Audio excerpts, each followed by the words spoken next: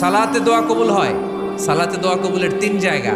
একটা হচ্ছে তাকবীরে তাহরিমার পরে আমরা সানা পড়ি না, আমরা তো একটা পড়ি।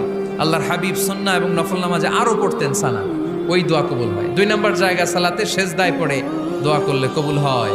আকরাবু মা ইয়াকুনুল আবদু মির রাব্বিহি ওয়া হুয়া সাজিদ ফাকসিরু ফীহি দুআ। বান্দা যখন সেজদায় লুটিয়ে পড়ে, বান্দা আল্লাহর সবচেয়ে কাছে চলে যায়।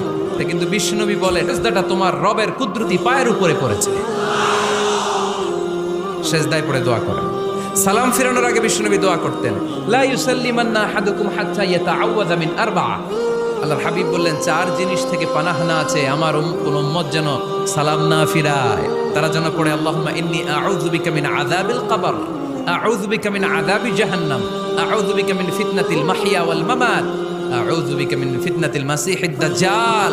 আল্লাহ কবরের আযাব থেকে বাঁচাও, আল্লাহ জাহান্নামের আগুন থেকে বাঁচাও, আল্লাহ জীবন